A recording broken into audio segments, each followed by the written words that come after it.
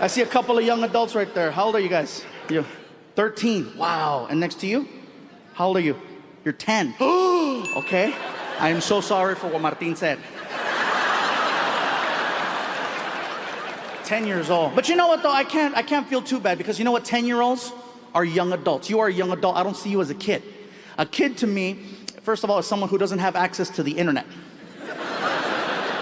You have, I'm sure, a tablet or a cell phone or access to online services, right? Services. What the hell is he talking about? Bad choice of words. You know what I mean, right?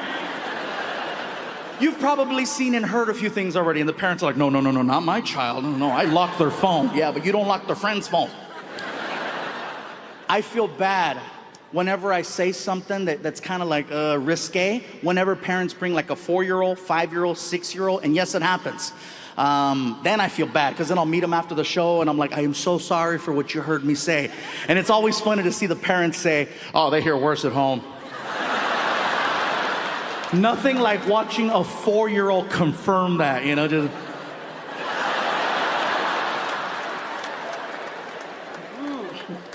Like, for example, my son, he's 18 years old, but he still doesn't cuss at home, okay? Now, whatever he does in public, I have no control over, but at home, he knows he cannot cuss. One time in like 13 years, I caught my son cussing at home, and I couldn't even get mad. He had fallen down the stairs. I don't mean to laugh, but think about it. What am I gonna do to him that's worse than what he just did to himself? I heard it too. Just, ah! Son of a bitch! I ran over. I didn't even check his safety. I was like, what did you say?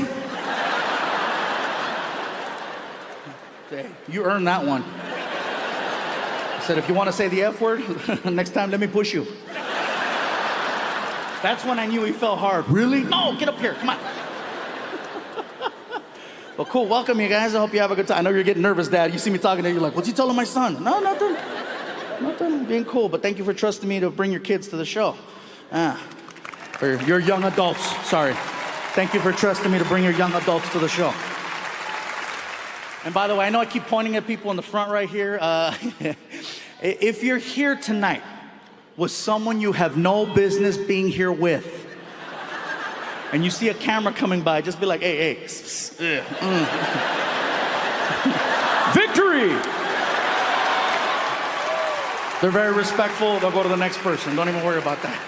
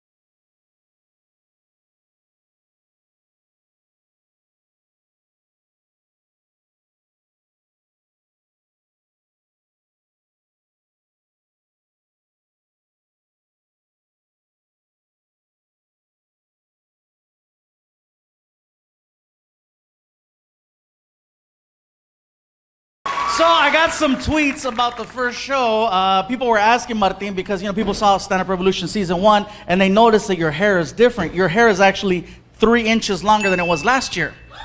You know what? I'm just glad I picked up inches somewhere, bro.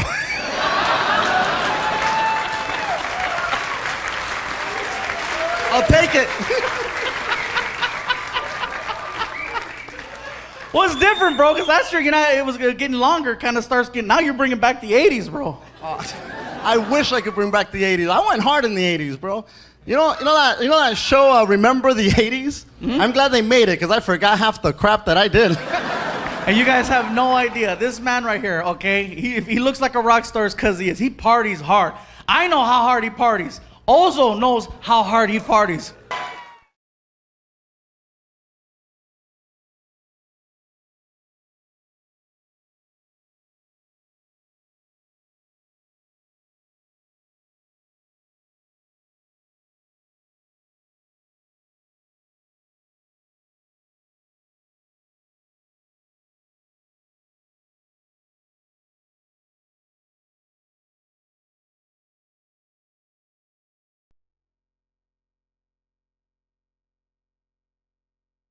I did.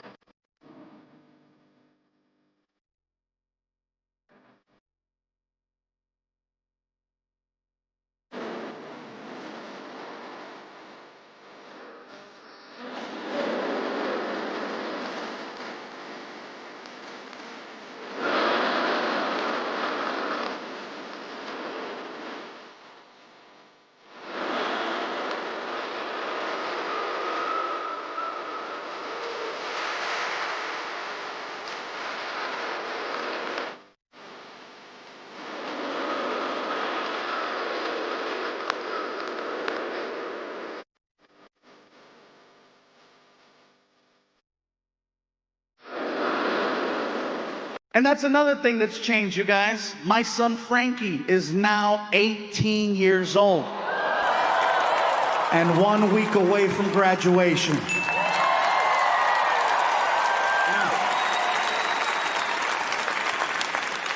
You guys are clapping, but he's not leaving. I've already asked him, I said, Frankie, what do you want to do with your life? Have you thought about college? Just now.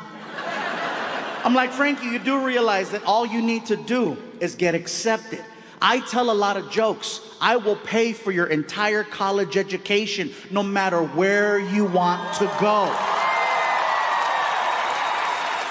As long as you get accepted. What do you think about that? I say, you know, if you want to go to school in California, we'll make it happen. You want to go to school out of state, we'll make it happen. I said, hell, I'll even do one of those international programs. You know, the ones where you give them one of your children and then they give you one of their children? What is it called when you kid swap? Thank you. Sorry. That's right. Exchange. Some of you are like, that's called human trafficking. Different program. I would love to do an exchange program with my son, but don't give me a regular kid. If I'm gonna do an exchange program, give me a kid from like a hardcore third world country so that he appreciates all the basic things most American children take for granted.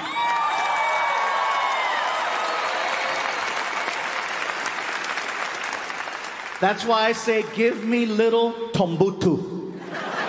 Give me Tombutu. I would love Tombutu, and Tombutu would love me.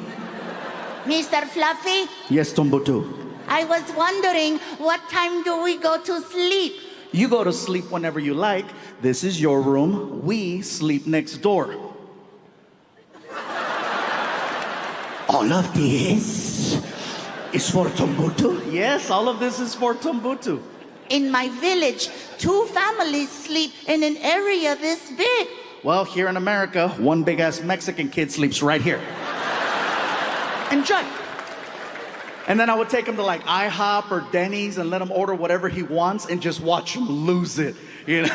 This is the Thanksgiving I heard of. Thank you, Mr. Fluffy. Thank you. If there is anything Tombutu can do for you, please tell me. Anything. Can you help me take out the trash? For you, I will eat the trash. Meanwhile, my son's on the other side of the world on top of an elephant trying to get Wi-Fi.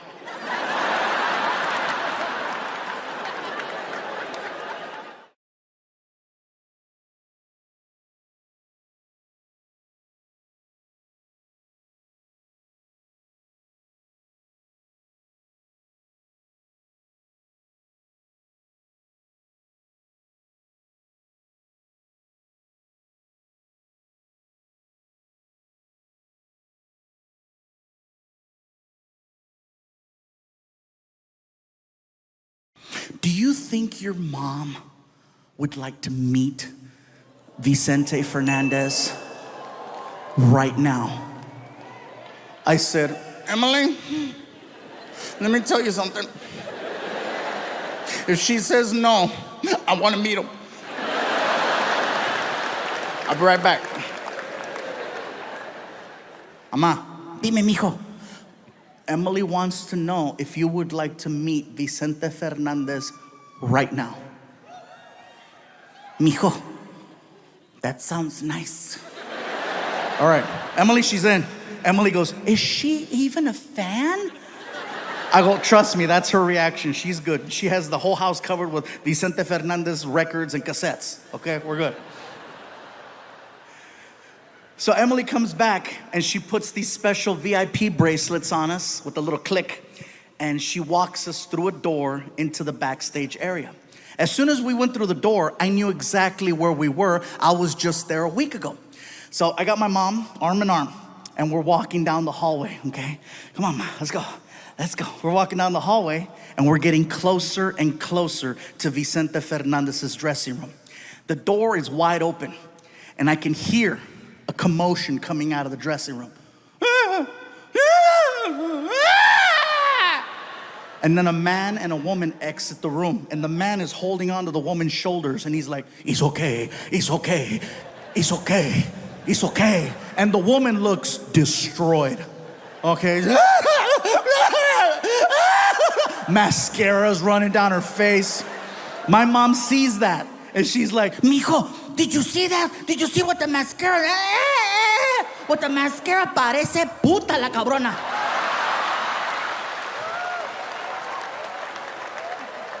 sorry, puta means friendly.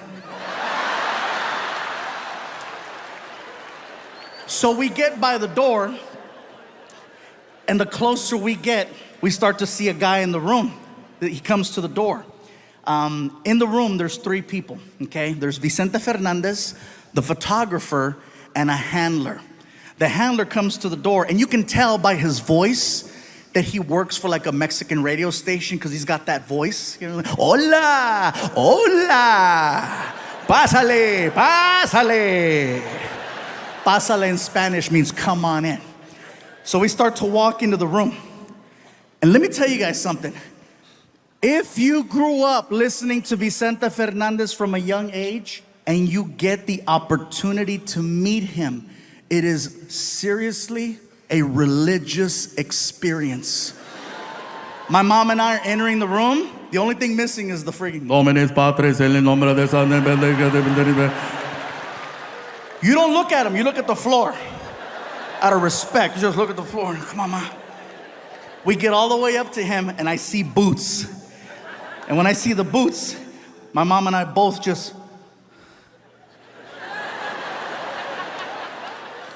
He knows what you're doing. He knows you're checking him out. So what he does is he poses, okay? Vicente stands there and he poses. He'll have the sombrero, the hat, to his side.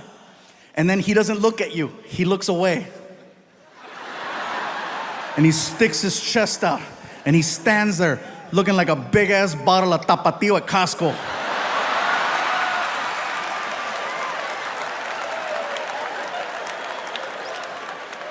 And then he looked at me. And he recognized me. Not as a comedian, but because I was there the week before and my photo was hanging outside his door. It's whoever's there last, you know, they always rotate the photo. So he sees me and he's like, Mijo, tú eres el muchacho que está en la foto, que está allá afuera. I go, yeah, that's me outside, yeah. Hola.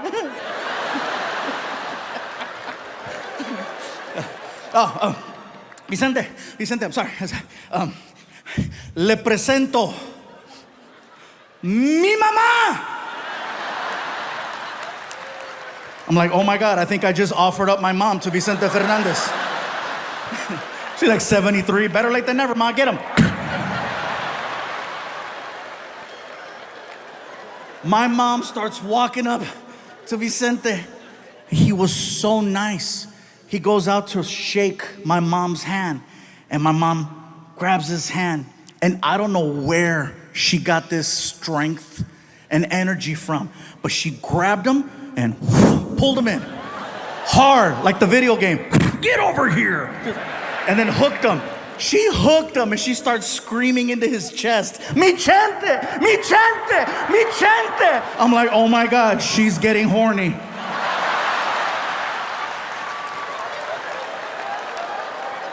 And he knew too. Because he was like, quítamela, quítamela. The photographer, the handler, and me, the three of us, is what it took to pull her off of Vicente. We sit her down, she's bawling. Ah! Mascara's running down her face. The photographer shaking his head. I guess Vicente had dinner earlier that night. He was eating barbecue because I had those wet naps, barbecue wet naps. And so we take the wet naps and we start cleaning the mascara off my mom's face. And we stand her up and we posed her and we took the picture. Emily comes over and she takes us and she escorts us to our seats in the front. And for 3 hours, my mom was on her feet listening to she refused to sit down. Mom, you should sit. No, como que es el Chente. Holding a shot of tequila that she never drank. She was 3 hours on her feet, never once sat down. That's how powerful his music was. My mom felt no pain for that entire time. And the minute that freaking concert was over, tan, tan, tan, tan. My feet! Oh my God, mijo, mis pies! Ay, pinche callo! Oh my God, my feet! Ay! And I'm like, oh great. So now I gotta drag this living novela to the parking lot. I helped her into the car. My feet! I told you to sit down. You don't sit for Chente. Here comes Emily. Did you guys have a good time? I go, Emily, we had the greatest time. Thank you so much. I got something for you. I go, what's up? And she hands me an envelope, and I open it. And inside the envelope is the picture. She printed it out for me. And when I looked at it, I got so choked up because I have never seen my mom so happy in a picture. And it's not that she wouldn't smile. She would smile, but it was that, 1, 2, 3, cheese.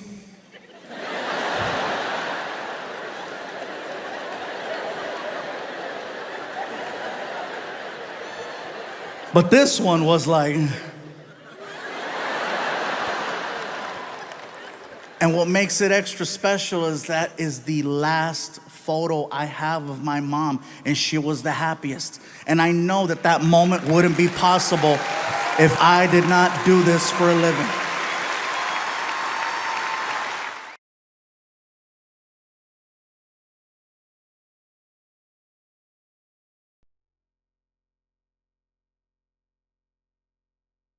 Sometimes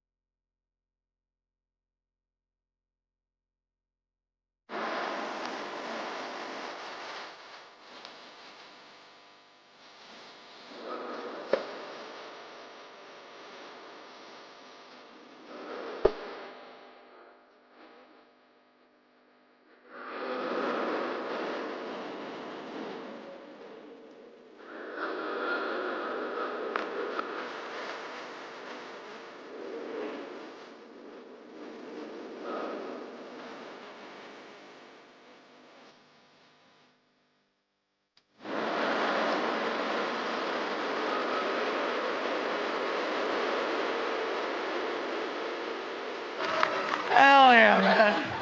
Oh, and by the way, before I forget, I know I have a habit in my shows of sometimes throwing a little Spanish in there. If you don't understand Spanish, I do apologize, okay? I promise I will be translating. I don't want anybody freaking out or reporting me to the management with concerns or issues, What the hell is going on in there? What kind of show is this? No, somebody better hit the SAP button on that some real quick. I didn't pay good money to hear some Samoan speak Spanish.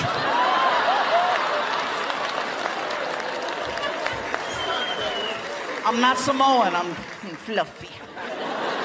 I didn't know why the guy thought I was Samoan, you know? And I've had this happen a couple times where people go, "Are you Hawaiian?" I'm like, no. No, not just a shirt. I thought it was just a shirt, but no, how could it just be a shirt? Just because you wear a freaking sombrero, that doesn't make you Mexican. I see white people, Cinco de Mayo, wearing a sarape, walking a donkey with a sombrero. You don't look at him and go, "Hola, amigo." No, you're like, "Hey, Ted. Hi." You know, and he's walking around, "Hola, come on. Come on, stupid donkey. Donkey, come on." I don't get it, man. I'm just trying to do my thing. But it's funny, though. I didn't know why the guy thought I was Hawaiian until I actually went to Hawaii. I found out that Hawaiian people actually look like swollen Mexicans. They do. I got off the plane. I looked around. I was like, "Oh, my God, my family." Even they were like, "Aloha, brother. Lo que le, malo, malo." Órale.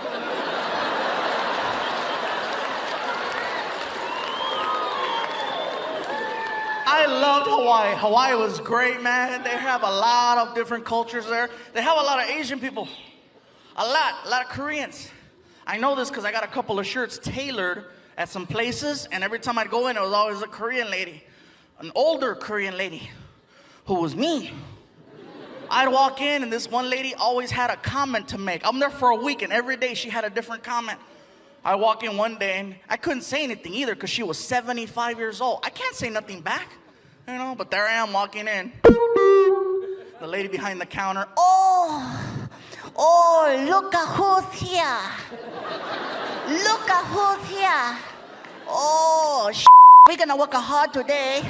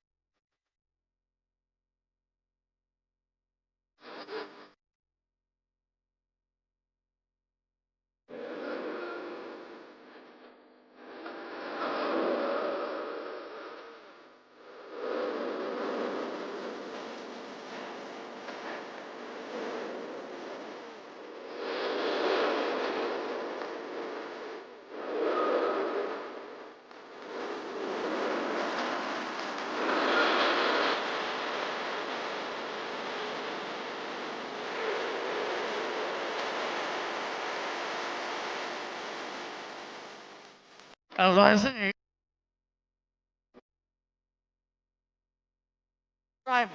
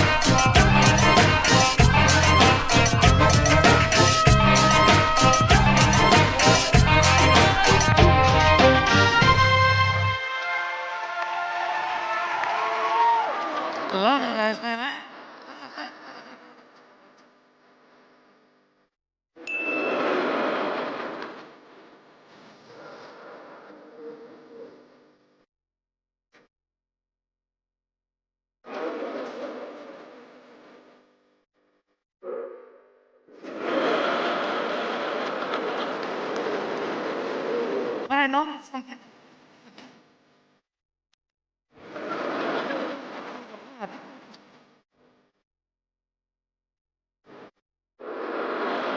I made a call.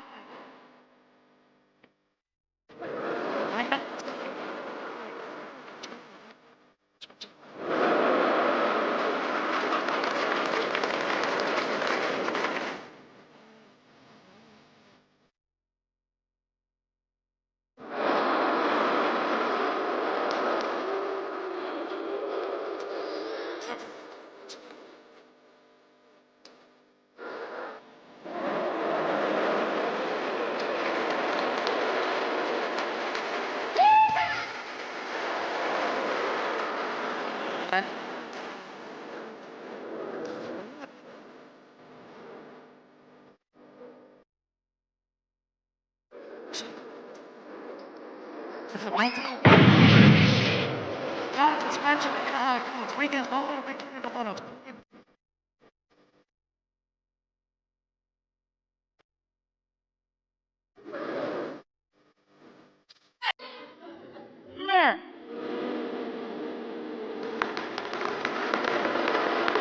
I know, because that's it.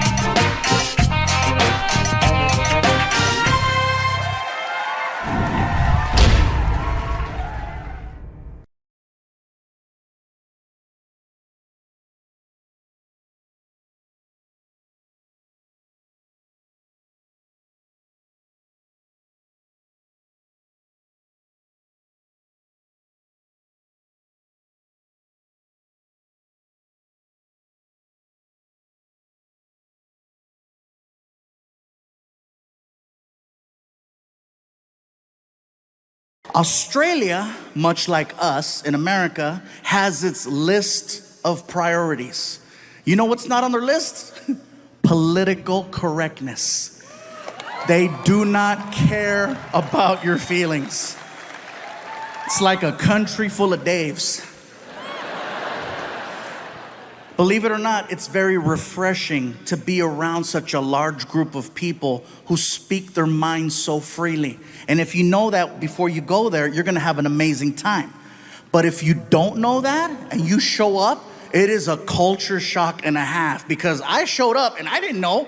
Everybody says you gotta see the beaches, and I went to the beach. I had people coming up to me. Hey, somebody help me get him back in the water. Yeah, right there, big fella. Look at you right there. Oh, look, he's moving. He's moving. He's moving. Oh, he's crying. He's crying.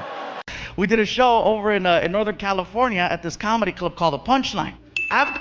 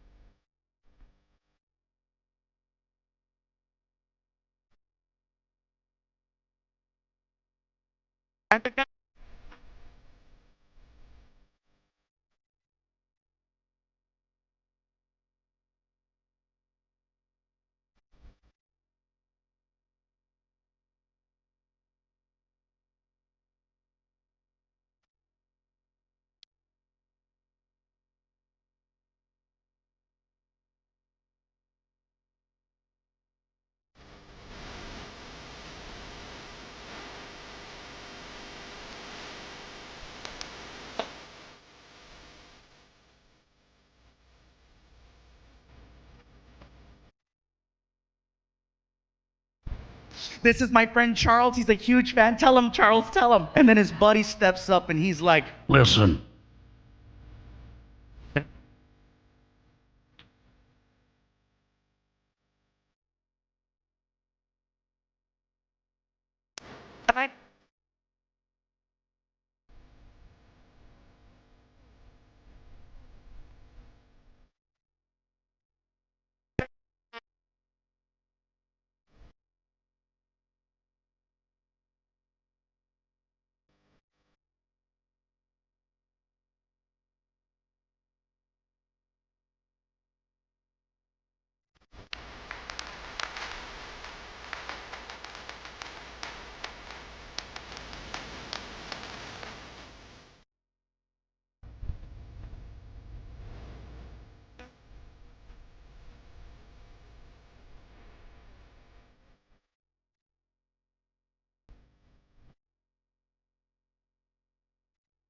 Do you think we could steal a hug? I understand if that's not okay because, I'll go do it.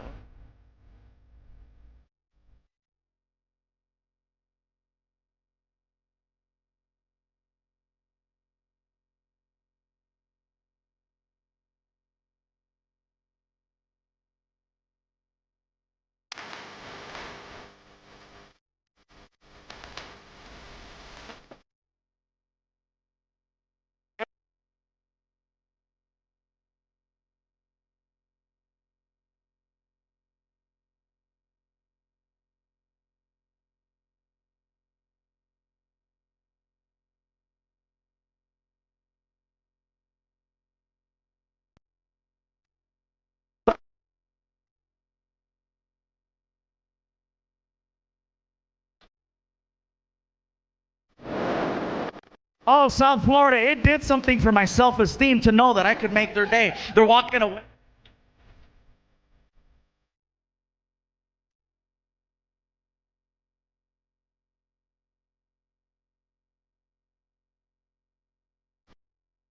I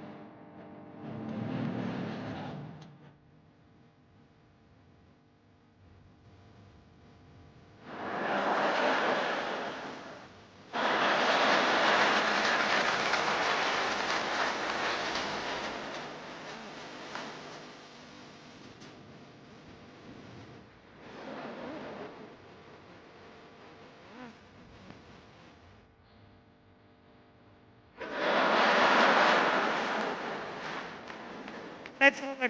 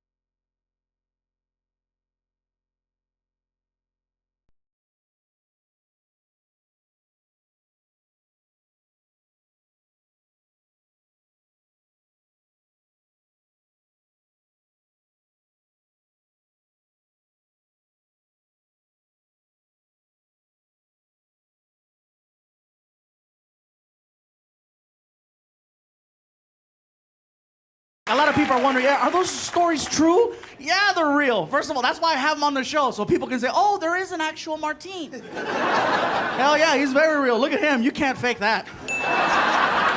Hell no, man. But